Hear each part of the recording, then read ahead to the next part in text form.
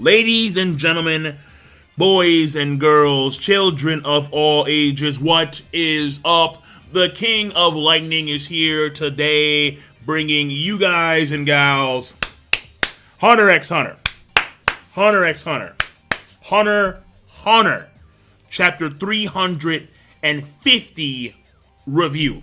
Togashi has come down from the Dragon Quest heavens, and he has given us a blessing that is the latest chapter of Hunter x Hunter. Now, I am fully aware that the guy, he is very busy. When it comes to his physical and mental status, it's always shaky since the good old Yu Yu Hakusho days.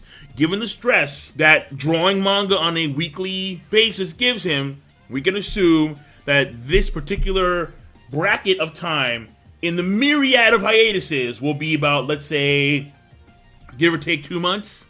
Maybe like 8-10 chapters. That's my guess. But either way, the problem here is that I can only do 15 minutes because I have 3 copyright strikes. Now 14, 13, whatever time's going to be.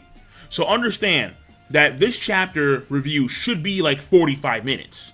And normally they are, because there's so much dialogue. There's so many details in a Hunter x Hunter chapter. As of late, it is a myriad, it is a tidal wave of details.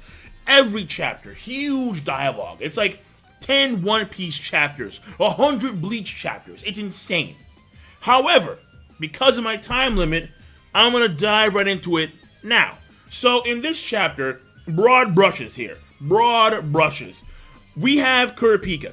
Kurapika, because he has his target now, the 4th Prince of Kakin. His name, don't even bother, alright? I can't say it. I really can't say it. But the 4th Prince of Kakin, he has the eyes. And so, that is his main target. He has now requested help from other hunters to come in and assist him because we know that a few of the princes are requesting hunters to assist them when it comes to this issue, this family war. Whoever is the final prince left, they become the next king of Kakin. Now, you have Basho, you have Biscuit, you have Melody, you have Hanzo, and you have Izunami. Izunami, he's actually like Kurapika's like first master. Like the guy that taught him Nen. The first dude, that's him. Their goal, their mission is to get Kurapika as close as he can to the 4th Prince of Kakin. That is their mission. Somehow, some way. And to do so, they must become bodyguards of the other princes. And so we find out that when it comes to Hanzo, he's with the 12th Prince. When it comes to Melody, it's the 10th Prince. When it comes to Basho, the 7th. When it comes to Izunami, the 6th. And when it comes to Biscuit, the 13th. Kurapika wants to be a bodyguard of the 9th Prince of Kakin. His name is Hulkenberg. Not Heisenberg, Hulkenberg. And Hulkenberg, he is someone who gets fucking characterization. Oh my god, like I was like, dude, we're getting this whole backstory. It was massive. Alright? Like understand that like the biggest thing here for this chapter is not necessarily story progression, because there's a lot, but it's characterization. The things we find out. Whew, my goodness. So I mean, okay, so moving on, alright? However, Kurapika, after analyzing, and I could get to the details, but I'm not going to. After analyzing the living shit out of this, he decides to make a choice. And his choice does not lead him to Hulkenberg. It leads him to Wobble, the 14th prince, the youngest prince of Kakin, and her mother, Oito. Now, this is very important here. It looks like Oito had manipulated the situation to where someone who would purposely look for Hulkenberg to be their bodyguard, for whatever reason, would actually join her instead. And then it is explained to Kurapika that this whole thing is actually a battleground. It is a battleground for the next king of Kakin, alright? That is what the Kura King has decided. And all of these princes, they're getting bodyguards for that reason. Now, when it comes to Hulkenberg, given his characterization, he did not actually apply. He didn't actually have an application for any hunters. He opted out of that. And what happened here is that she has some type of connection with Hulkenberg.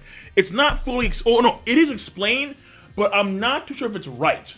So, I mean, in this case, I'm gonna have to wait for, I guess, like the Viz translation, and that should come out, I believe so, because it is a shonen. So, yeah, like the Viz chapter should come out for Hunter x Hunter, but I could be wrong. Either way, from my understanding, it looks like Hulkenberg and Oito have like some type of deal going on because she knows certain things when it comes to his assets, when it comes to his influence, when it comes to his... Basically, she has information that he wouldn't want to be released. So she has that advantage. And so she is using that information as a means of having a deal with him. In this case, Hulkenberg is the key for their survival. And when I say there, I mean Oito and Wobble. So that's what I'm getting from that. I could be wrong about that, but that's what I understood from that. There's a connection there. Because in a certain sense, Hulkenberg is like the shield between Oito and Wobble and everybody else, because of what Oito knows about Hulkenberg. That is, again, my take on what the dialogue was saying. So, the deal here now is that Kurapika, even though he wanted to be with Hulkenberg, he's going to stay with Oito and Wobble because Oito agreed upon the conditions that Kurapika had set for her. Probably involving him getting close. No, it definitely involving him getting close to the 4th Prince of Kakin.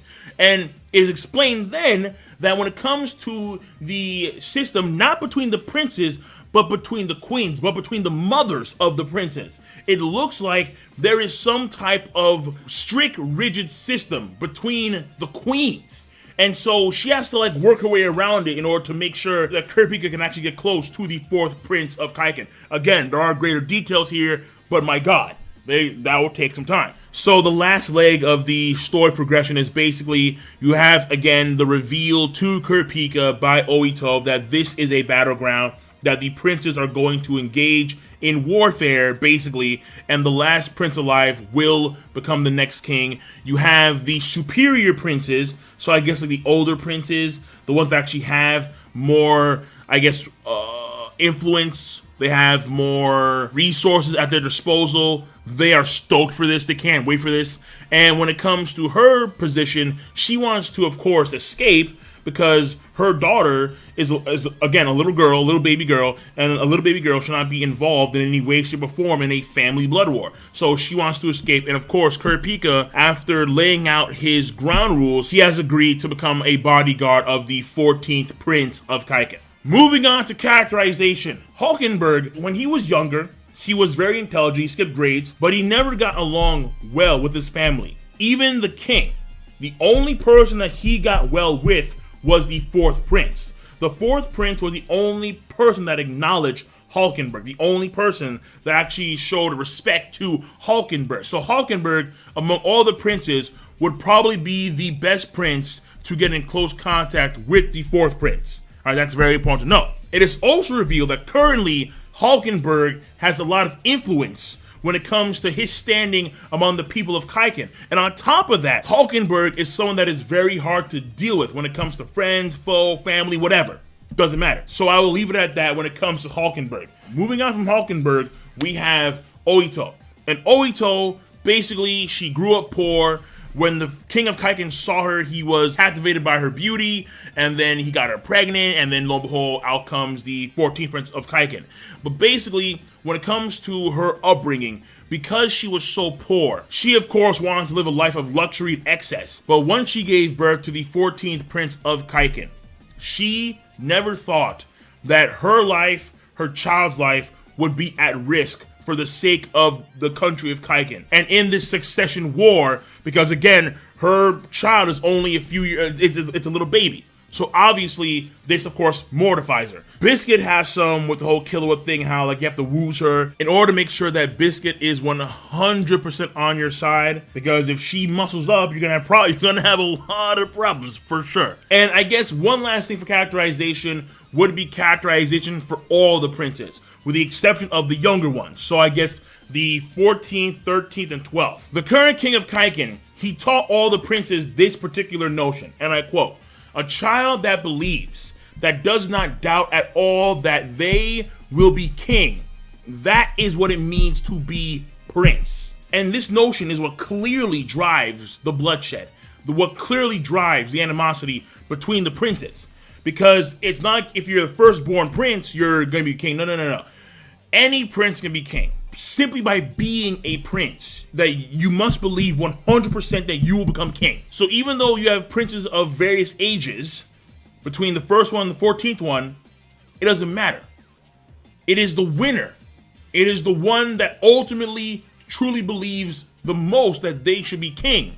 It is that prince that will win. It is that prince that will become the next king of Kakin. And it looks like right now, one of the best contenders of becoming the next king is Hulkenberg. But because he is someone of great standing in the country of Kakin, given his influence, given how he wanted to change the system from the ground up, therefore he had a lot of followers, but also that leads to a lot of assassins that want to take his life. Because of that, he chose to have no hunters in his bodyguards. Therefore, he's going to be a primary target for a lot of princes, with maybe the exception of the 4th prince. But the 4th prince, he's a very fucked up dude. He's a very fucked up dude. Very fucked up dude. So, that being said, the last part, when it comes to the structure, when it comes to the pacing, clearly a fuck ton of dialogue. We learned a lot, but sometimes, for some folks, and I have been told this by a lot of folks, the dialogue seems to be overwhelming in a lot of cases. So, for me, Hunter x Hunter, you gotta slow down and you gotta read. You gotta take your time with it to understand it fully. Though, again, there are some things where I understand for the most part, but I want to read, if it's going to come out, the Viz translation of the chapter. So, that being said, this chapter of Hunter x Hunter, I thought was a good start to this next segment of time when the Hunter x Hunter chapter will be out. So, I'm going to give it a rating of a good plus, and I'm done. So, King Lightning, rate the video, comment, and subscribe as always. Peace. Have a nice goddamned day.